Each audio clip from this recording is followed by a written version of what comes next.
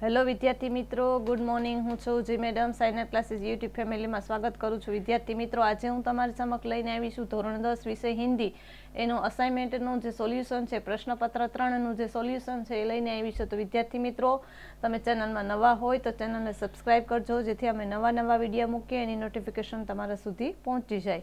તો હવે આપણે ચાલો વિડીયોની શરૂઆત કરીએ. વિભાગ એ ની અંદર શું છે તો કે વિભાગ એ ગદ્ય વિભાગ છે, બરાબર. તો ગદ્ય વિભાગની અંદર પ્રશ્ન નંબર 1 કે ભાઈ સही विकल्प चुनकर लिखे, बराबर. तो पहलू છે કે लाडली काकी को पुड़िया देना चाहती थी परंतु उसे किसका डर सता रहा था. तो એનો જવાબ આવશે વિદ્યાર્થી મિત્રો माँ का. બીજા નંબરનું આવશે महिलाओं की सफलता पर सुधा मूर्ति कह उठी. क्या कह उठी तो कि भाई उसने क्या कहा, तो उसने कहा क्या कहा, तो इसमें से हम तो उसने कहा कि भाई कि उनका मार्ग कठिन अवश्य है किंतु उस पर उन्हें चलना जरूरी है.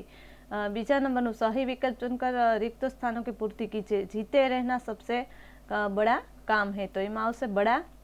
પછી 4 નંબરમાં माधवन के साथ आनंद की संस्कृति थी, बराबर. ए आवशे जवाब आनंद. પછી सही वाक्यांश चुनकर वाक्य में से फिर से लिखिए. तो वृद्ध 5मा नंबरનું वृद्ध सरकारी कर्मचारी के अनुसार. तो हम लोग अपनी जिम्मेदारी नहीं समझते, बराबर. પછી यदि दंतुल कालिदास के क्षेत्र का निवासी होता तो वह, तो एनो जवाब आवशे हरिणों को शिकार न करता. પછી આવશે વિદ્યાર્થી મિત્રો ક કે હરિણો ક. प्रश्न नंबर क हरिणों को शिकार न करता, बराबर. प्रश्न के एक वाक्य में उत्तर दीजिए. तो एमा शुं छे तो कि भाई बिस्मिल की एकमात्र इच्छा क्या थी. तो एनो जवाब आवशे कि बिस्मिल की एकमात्र इच्छा थी कि वो एक बार श्रद्धापूर्वक अपनी माँ के चरणों की सेवा करके अपना जीवन सफल बनाने की थी. प्रश्न नंबर 8 कूड़ा फेंकने की जगह पर नंदन और मालती को क्या दिखा. तो कूड़ा फेंकने की जगह पर नंदन और मालती को थोड़े काजू और किशमिश दिखे. प्रश्न नंबर 9 रमेश और नरेश ग्राम पंचायत के सदस्यों के विरुद्ध क्यों करते थे. तो तेनो जवाब आवशे ग्राम पंचायत के सदस्य रमेश और नरेश के सवालों का जवाब नहीं देते, इसीलिए वह दोनों ग्राम पंचायत के सदस्यों विरुद्ध करते थे. હવે 2-3 વાક્યમાં ઉત્તર છે વિદ્યાર્થી મિત્રો પ્રશ્ન નંબર 10 ઉપર. तो कि पंडित शादीराम कर्ज अदा करने के लिए क्यों बेचैन थे. तो एमा जवाब आवशे कि पंडित शादीराम को अपने यजमान का सदानंद से कर्ज लिए कई साल बीत गए थे. कर्ज अदा करने से उसे अपना पेट फाट कर पैसे बचाते और कोई न कोई ऐसा काम निकल आता कि सारा पैसा उड़ जाता था. लाला सदानंद इतने भले मानस थे कि वो अपने सभी पैसों की तकादा नहीं करते, इसलिए सबसे शादीराम दिल में शांति नहीं थी और वह कर्ज अदा करने के लिए बेचैन थे. 11मो प्रश्न विद्यार्थी मित्रों तृष्णा को परंपरागत डाकू रानी क्यों कहा गया है. तो कि डाकू एनो जवाब आवशे कि डाकू का उद्देश्य केवल एक ही होता है कि वो गावा लेकर बोलकर किसी की भी कीमत पर दूसरों को माल असबाब लूट लेना और उसे कोई भी तरह नजर नहीं आती और अप्राप्य वस्तु को पाने के लिए तीव्र इच्छा थी और उसका नाम है तृष्णा. इसीलिए इस स्थिति में मनुष्य केन प्रकार वंचित और वस्तु या लेने का दुर्गम प्रयास करता है. इसी भलाई बुराई का विवेक नहीं हो जाता. इसी तरह डाकू और तृष्णा में कोई अंतर नहीं होता था. अथवा जो प्रश्न है तो बुद्धिराम ने बूढ़ी काकी की संपत्ति कैसे हथिया ली थी. तो एनो जवाब आवशे कि बूढ़ी काकी ने परिवार से अपने भतीजे बुद्धिराम के सिवा कोई दूसरा न था और बुद्धिराम ने बूढ़ी काकी के खूब लंबे चौड़े वादे किए और उन्हें तरह तरह के सब बाग दिखाए. बूढ़ी काकी ने उसके झांसे में आ गए और उसी बुद्धिराम ने बूढ़ी काकी को संपत्ति हथिया ली. હવે વિદ્યાર્થી મિત્રો 4-5 વાક્યમાં उत्तर लिखिए, बराबर. तो અહીંયા જે આપણો પ્રશ્ન છે, बराबर, કે देश को कैसे नागरिकों की आवश्यकता है क्यों, बराबर. तो હું એ આન્સર તમે સામે બોલું છું તો તમારે જાતે તમે લખી લેજો, बराबर. देश को कैसे नागरिकों की आवश्यकता है क्यों. तो इनो आंसर आवशे विद्यार्थी मित्रों कि भाई किसी भी देश की उन्नति उसके गुणी, परिश्रमी, निष्ठावान, जिम्मेदार, उदार तथा विवेकशील नागरिकों पर आधारित होती है। हमारे देश में ऐसे सच्चे और ईमानदार नागरिकों की आवश्यकता है जिनकी कथनी और करनी में अंतर न हो। वे जो काम ले उसे निष्ठापूर्वक संपन्न करे, साथ ही उन्हें दूसरों के प्रति जिम्मेदारी और एहसास होना जरूरी है। प्रत्येक नागरिक श्रम का महत्व समझाना चाहिए, यह बात मानकर चलना चाहिए। संसार में कठिन परिश्रम बिना कभी कुछ नहीं मिलता। संसार में जो भी बड़े हुए हैं सब अधिक परिश्रमी है। देश को परिश्रम कराने वाला नागरिकों की आवश्यकता है। उसके अलावा नागरिक में उदारता का गुण होना भी आवश्यक है। उन्हें नवयुवकों को आगे बढ़ाने के लिए उदारता होनी चाहिए। वे लोगों अपना काम सीखने की मदद करें। लोग ऐसे ही अपने गुण, अपनी कला लोगों को संकोच न करें। ऐसे ही कर्मकांड और उदार नागरिकता हमारे देश में जरूरियात है। હવે વિદ્યાર્થી મિત્રો 13મો પ્રશ્ન એવો જ છે વિદ્યાર્થી મિત્રો કે કાલિદાસ હરિણ શાવક को क्यों बचाना चाहते थे। तो એનો જવાબ આવશે વિદ્યાર્થી મિત્રો, હું પણ એ બોલું છું બરાબર, એ તમે લખી લેજો બરાબર। तो એનો आंसर આવશે कि कालिदास एक संवेदनशील व्यक्ति थे। उनके हृदय में प्राणियों के प्रति बहुत प्यार था। वे भूमि पे निवासी थे जहाँ लोग पशु पंखी और अपनों में से वहाँ अर्थात अपने मित्र मानते थे। कालिदास के क्षेत्र में हरिणों के आखेट अपराध माना जाता था। आहत और हरिण शावक को देखकर वह स्वयं आहत थे और उसे हर हालत में जीवित रखने का प्रयास कर रहे थे। उन्हें राजपुरुष दंतुल से स्पष्ट शब्दों में कहा गया था कि यह घायल हरिण शावक के उसे उनकी भूमि की संपत्ति है, वह सोचकर वह भूल कर रहा है, उसे सौंप देंगे। और इस पंक्ति और प्राणियों के प्रति कालिदास प्रगाढ़ प्रेम का पता चलता है। जिस व्यक्ति मन में प्राणियों के प्रति इतना प्रेम हो वह एक घायल हरिण शावक की जान बचाना क्यों नहीं चाहेगा। मूक प्राणी की रक्षा करना इस व्यक्ति का कर्तव्य है, इसलिए कालिदास हरिण शावक की जान बचाना चाहते थे। હવે વિદ્યાર્થી મિત્રો એના પછીનો કે ભાઈ જે પ્રશ્ન નંબર 13 બરાબર, જે પ્રશ્ન નંબર 13 નો શું આવશે તો કે ભાઈ એક પ્રશ્ન છે એ પણ હું બોલું છું બરાબર, એ પણ તમે તમારી જાતે લખી લેજો બરાબર। તો એમાં આવશે કે ભાઈ ધન સુખ का जो જે 13મો પ્રશ્ન છે બરાબર, તો કે ભાઈ જે આશય છે કથનો છે એનો આશય સ્પષ્ટ કરવાનો છે બરાબર। તો પ્રશ્ન એવો છે કે ધન सुख का जादूगर भी है और शांति का डकैत भी है। तो एनो जवाब आवशे विद्यार्थी मित्रों का सुखमय जीवन जीने के लिए धन बहुत जरूरी है। धन से तरह तरह की सुख सुविधाएं चीजें खरीदी जा सकती है।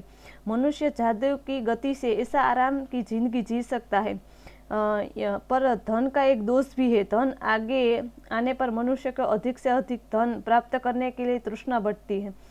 वह किसी भी तरह अधिक से अधिक एक धन मात्र एकत्र करने के लिए प्रयास करने में जुट जाते हैं। इसमें मनुष्य की शांति गायब हो जाती है, उसका मन अशांत हो जाता है और वह धन के पीछे पागलों की तरफ भागने लगते हैं। इसीलिए कहा गया कि धन सुख का जादूगर भी है और शांति की डकैत भी है। तो विद्यार्थी मित्रों अहीं आपणे बराबर, तो अहीं आपणे विभाग ए पूरो करो। हवे आपणे विभाग बी बराबर, विभाग बी नी अंदर शुं छे तो विभाग बी नी अंदर बराबर पद्य विभाग छे। तो अहींया तमने जे विकल्प आपेला छे एमांथी साचो विकल्प शोधवानो छे। तो एक सखी दूसरी सखी से कहती है उसे क्या कहते हैं, तो कि एनो जवाब आवशे मुकरी। क्या लगने पर तोता फल कुतरता है, तो कि अहींया आवशे भूख आवशे बराबर, एनो आंसर आवशे भूख। पछी विद्यार्थी मित्रों प्रश्न नंबर 16 शुं छे तो कि खाली जग्या छे बराबर। तो एमां पहलो 16मो प्रश्न शिकारी का बाण क्या था, तो कि विष बुझा था। पछी 17मो कवि ने नावों की नगरी किसको कहा है, तो एमां आवशे जवाब कश्मीर।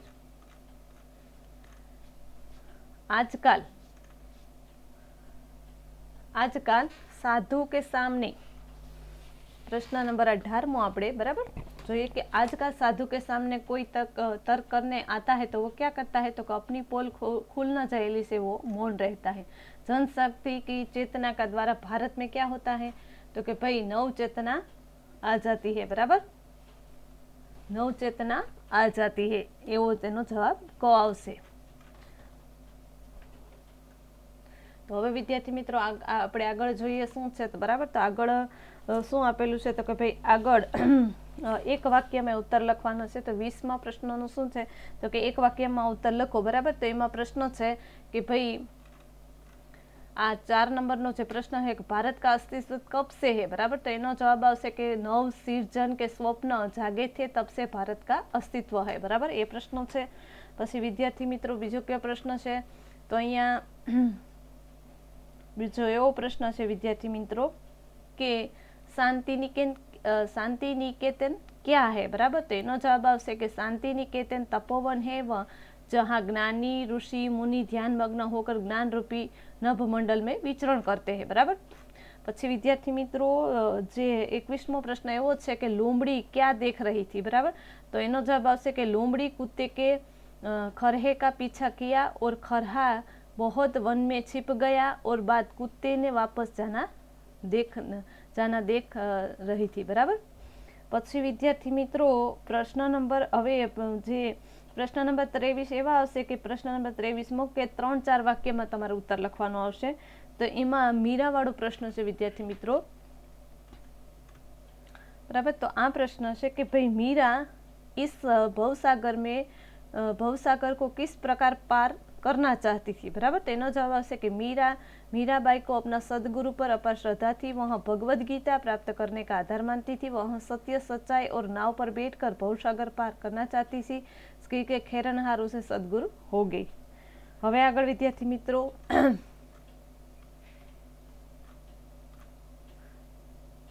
બરાબર. તો કે ભાઈ ભક્ત એ આપણો અથવાનો પ્રશ્ન છે. એના પહેલા પ્રશ્ન રસખાન વાળો આવશે, બરાબર.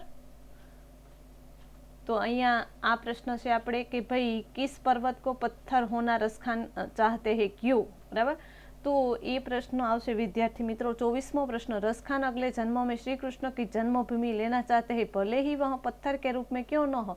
वह उस पर्वत को पत्थर होना चाहते हैं जिसे कृष्ण और हाथों में उठा लिया था. इसके कारण वह पहाड़ का पत्थर बनकर अपने को धन्य मानेंगे क्योंकि पत्थर श्री कृष्ण स्पर्श किया था, बराबर.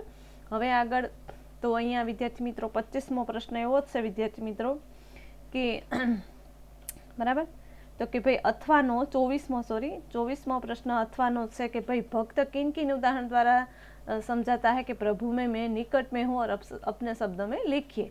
तो भक्त अपने आप को प्रभु के निकट होने की बात समझाने के लिए विभिन्न प्रतीकों सहारा लेता है. इन उदाहरण द्वारा चंदन, पानी, घनमोर, दीपक, बाती, मोती, धागा, स्वामी दास को समावेश है.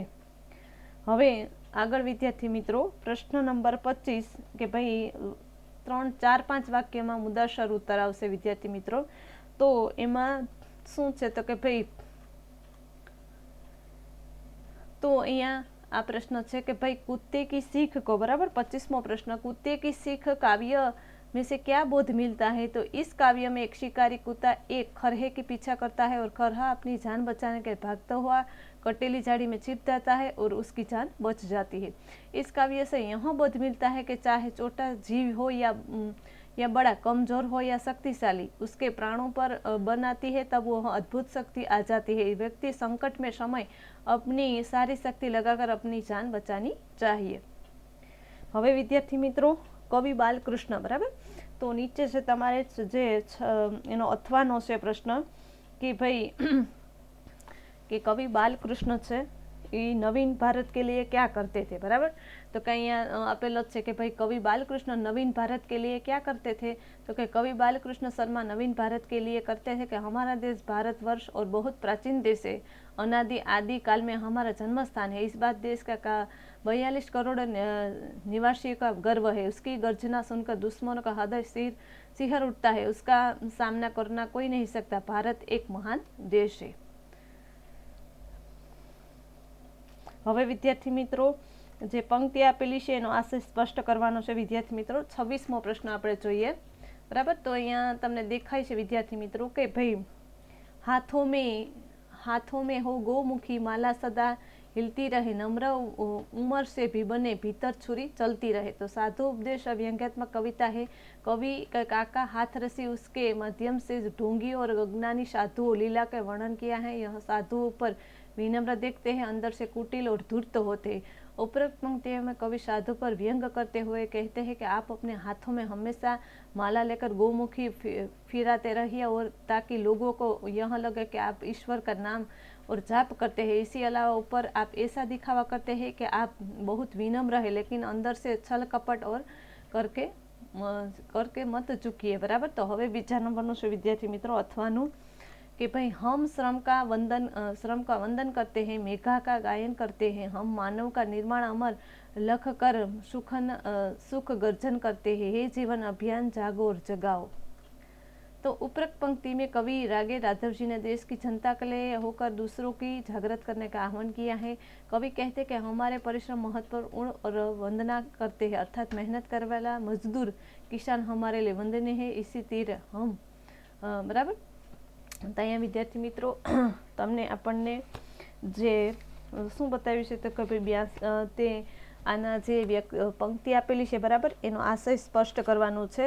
તો આપણે એનો આશય સ્પષ્ટ જોયો। બરાબર। तो કે ભાઈ આપણે આગળ જોયું કે ભાई इसी तरह बुद्धि का सम्मान करते हैं और अर्थात बौद्धिक वर्ग के लिए हम बहुत महत्वपूर्ण है और उसका गुणगान करते हैं। सब लोग को अपने सुख चैन की गर्जना करते हैं और जनशक्ति तुम पर गर्व है, तुम चेतो और दूसरों को भी जागरूक करो। बराबर।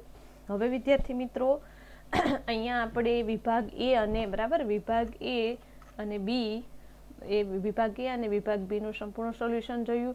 તો વિદ્યાર્થી મિત્રો તમને આ વિડીયો ગમ્યો હોય તો લાઈક કરજો, શેર કરજો અને અન્ય વિદ્યાર્થીઓ સુધી પહોંચાડજો જેથી તેને ખૂબ ઉપયોગી નીવડે। જય હિન્દ, જય ભારત।